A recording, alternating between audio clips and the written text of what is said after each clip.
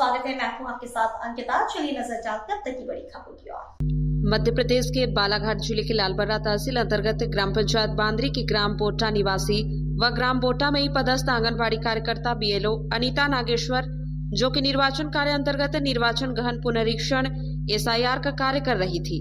आंगनबाड़ी कार्यकर्ताओं का कार्य के बोझ के चलते मानसिक तनाव में व बीमार होने पर आराम न मिलने के कारण निधन हो गया।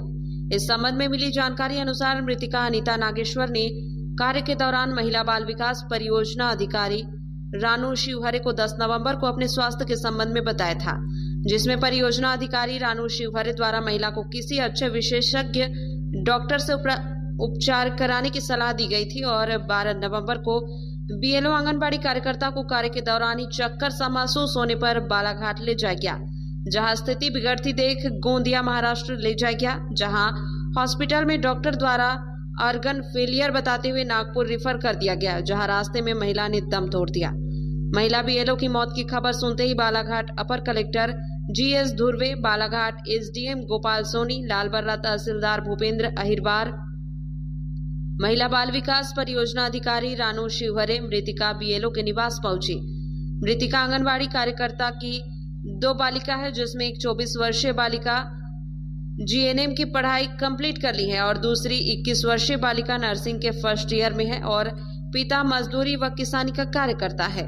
पूरा परिवार महिला पर ही आश्रित था। ऐसे में परिवार के सामने परिवार के भरण पोषण के लिए आर्थिक संकट की स्थिति बन गई है।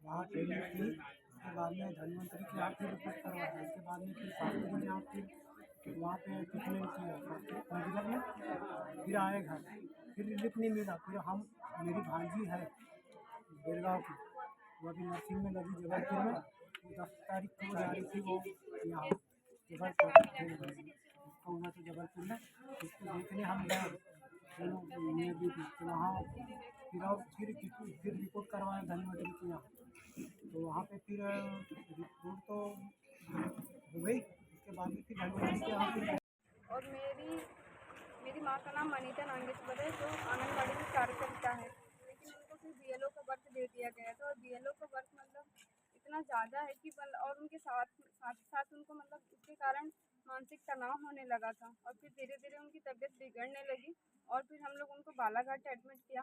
बालाघाट से फिर हमको गोंदिया रेफ़र कर दी और फिर गोंदिया के बाद में नागपुर रेफ़र कर दी। तो हमको नागपुर में फिर वहाँ पे मेरी मम्मी को मतलब डेड घोषित कर दिया गया।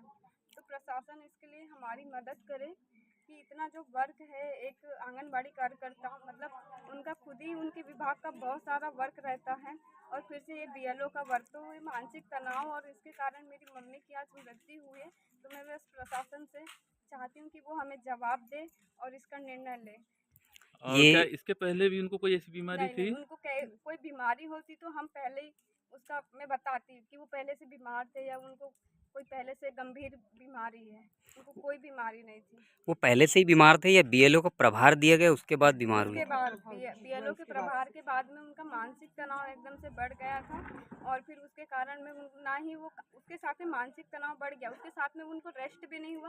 वो लगातार काम कर रहे थे, लगातार घूम रहे थे और फिर उसके कारण उनके मतलब एकदम से बॉडी पे अटैक हो गया, मतलब कि वो एडमिट हो गए, इतना ज़्यादा हो गया। चर्चा के दौरान उन्होंने बताया कि हमको काम मतलब ज़्यादा वर्क है और कब तक वर्क करके देना है, कब तक काम करके देना है? काम का तो समय बहुत कम था और मतलब ऊपर से उनको प्रेशर भी आ रहा था ज़्यादा कि तुम्हारा वर्क नहीं हुआ है। फिर भी वो उस कंडीशन में काम कर रहे थे, अपना फॉर्म बांट रहे थे, तो उनको बोला जा रहा था कि तुम्हारा रैंक कम दिखा रहा है, तो फिर भी वो अपने हिसाब से कर रहे थे दिन भर, क्योंकि निरीक्षण में जब आए थे तो उनको काम करते पाया गया है। कितने बच्चे थे उनके, कितने बहन भाई हो आप लोग? हम लोग 2 बहनें हैं। 2 बहनें। क्या करती हैं? क्या एज होगी? नर्सिंग का कोर्स कर रही हो आप और एक आपसे छोटी है, क्या एज होगी उसकी? वो 20 और मैं 24 है। आपकी मम्मी कितने वर्षों से कर रहे थे? मेरी मम्मी तो हमारे 25 वर्ष हो गए, हमारे मतलब जन्म होने से पहले से वो पहले से आंगनबाड़ी में है। ओके बेटा, बहुत अच्छा बोली, बहुत। क्या पत्नी है, किस पत्नी? अभी एक मामला प्रकाश में आया जिसमें बीएलओ की मृत्यु होना पाया गया, क्या कारण से?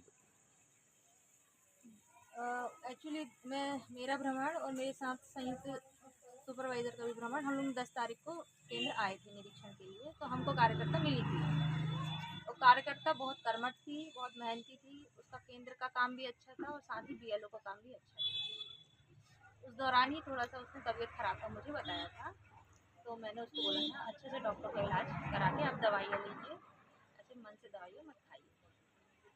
और फिर उन्होंने 12 तारीख की शाम तक बीएलओ सर्वे में काम किया है और उन्होंने चक्कर आ रहे थे तो बालाघाट दिखाए डॉक्टर को, डॉक्टर ने गोंदिया रेफर कर दिया।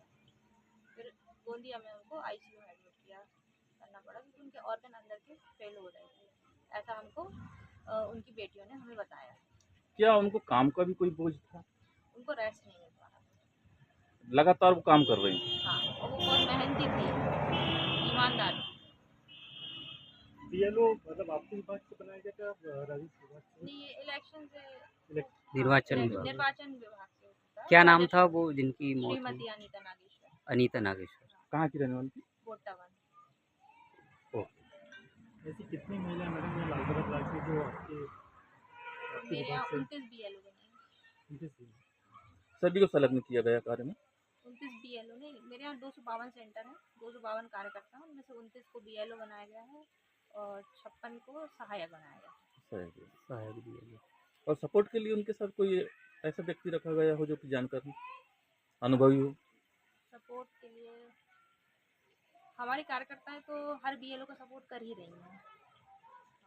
तो मैम कार्यकर्ता के लिए कुछ ऐसा मतलब हाँ, 2 सहायक भी बनाए गए हैं, बीएलओ के अंडर में 2 सहायक बनाए गए हैं। जैसे जी। दुर्घटना मतलब ग्राम घटना कोटवार हुई है, को भी तो रखा इसके गया है लिए कोई इसमें। मतलब प्रोत्साहन राशि या कुछ ऐसा?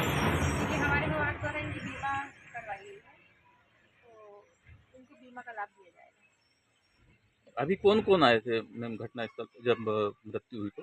हमारे यहाँ से माननीय अनुविभाग अधिकारी थी तहसीलदार साहब थे, एडीएम सर्विस